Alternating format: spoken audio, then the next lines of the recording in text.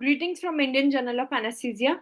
I'm IJA Vlogger Dr. Kiran Mahendru, and I'll present a brief communication published in the March 2025 issue of IJA.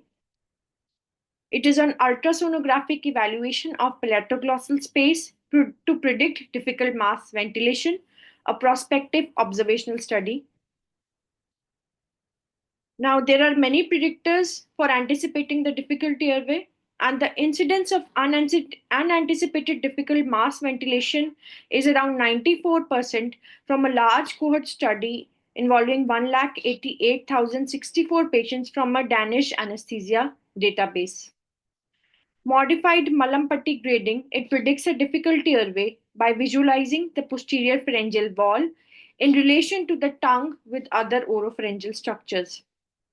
Now, if the space between the tongue and the soft palate is obliterated, it will obscure the view of the posterior pharyngeal wall, and the Malampati grading will be either grade 3 or 4.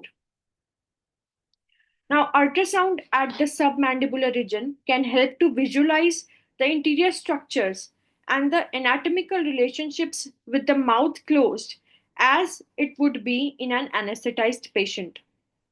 Now, presence or obliteration of the airway space between the tongue and the soft palate, which is the palatoglossal space, can be used to predict potential airway closure. And this airway closure might be inevitable after the induction of anesthesia, which warrants the use of airway or adjuncts like oral or nasal airways to establish satisfactory face mask ventilation. So, with this, the primary objective of the study was to determine the sensitivity and specificity of palatoglossal space in predicting difficult mask ventilation. The secondary objectives were to determine the sensitivity and specificity of the palatoglossal space to predict difficult laryngoscopy, and the sensitivity and specificity of the tongue thickness to predict difficult mask ventilation and difficult laryngoscopy. The study is registered with CTRI and ethical approval was attained and was conducted from January 2022 to July 2023.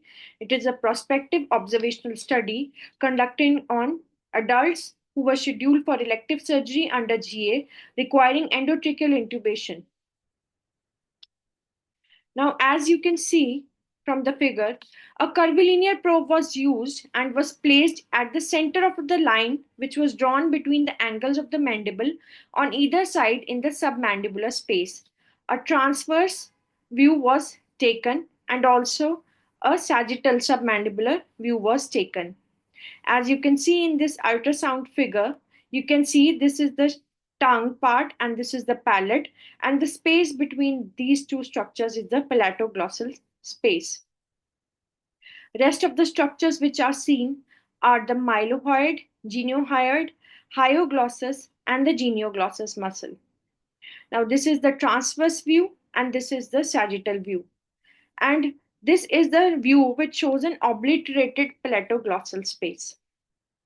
The probe, curvilinear probe, was placed in the transverse submandibular view, and then the probe was then aligned midway between mentum and the hyoid in the coronal plane. The palatoglossal space was visualized in the coronal and as well as the sagittal planes. Now, the palatoglossal space dimensions were measured in the coronal plane by placing the probe midway between the mentum and the hyoid with the mouth closed. The tongue thickness was measured in the sagittal plane as the maximal vertical dimension from the submental skin to the dorsal surface of the tongue. The patient was pre-medicated with midazolam and fentanyl. Induction was done using IV propofol with loss to verbal response. And after the patients developed loss of consciousness, vecuronium was used as a muscle relaxant to ensure the adequacy of mass ventilation. After ensuring the adequacy of mass ventilation, vecuronium was administered. Now, patients with inadequate face mask ventilation, even after triple maneuver, were ventilated using airway adjuncts like oropharyngeal or nasopharyngeal airways, or with use of two operators, and they were considered as cases of difficult mask ventilation. Face mask ventilation and laryngoscopy were performed by a resident with more than 1 year of training, and during the laryngoscopy, the CL grades were noted. Now, the sample size was calculated using the incidence of difficult mask ventilation in a study conducted by Yildiz et al. Was 15.5%, with the assumption that the palatoglossal space would be 95% sensitive and 85% specific in predicting difficult mask ventilation.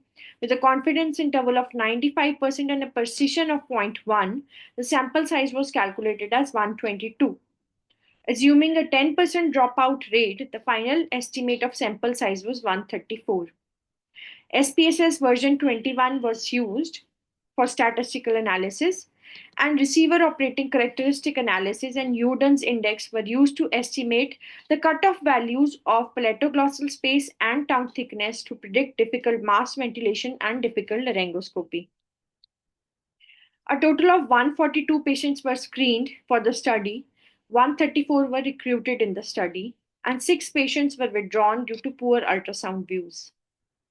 Out of these, 50.8% of the patients were males and 49.2% were females.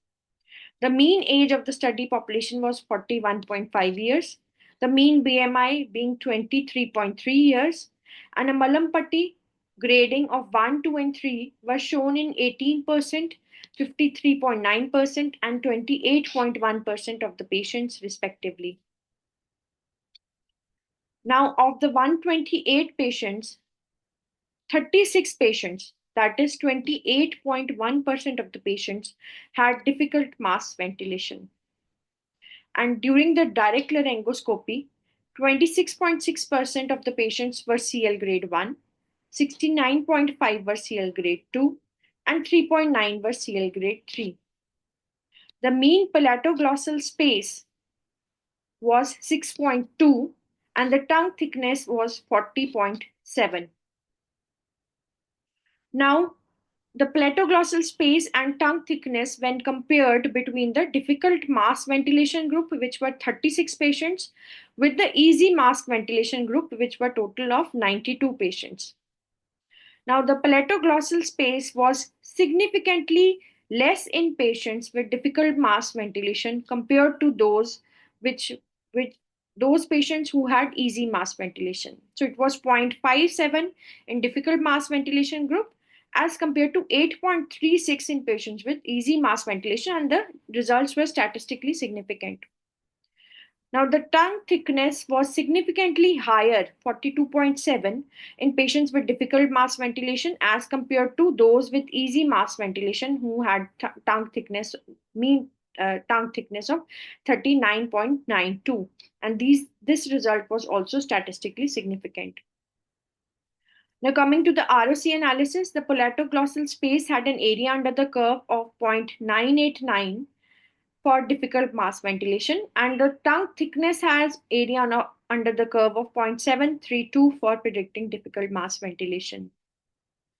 The cutoff for palatoglossal space of 6.8 millimeter had a sensitivity of 94.4% and a specificity of 92.4% to predict a difficult mask ventilation.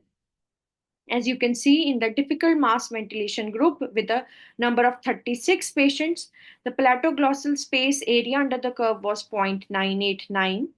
The cutoff was taken as less than equal to 6.8 millimeter.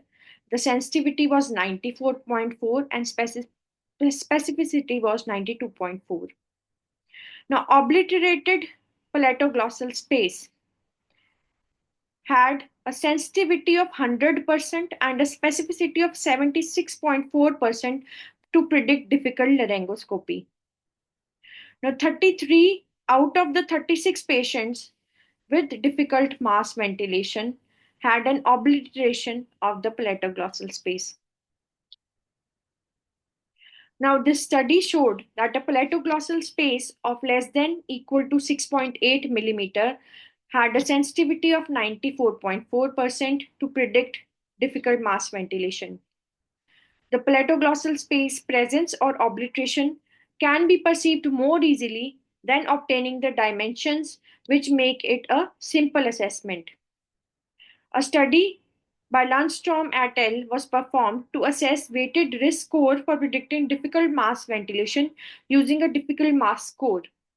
It incorporated multiple parameters.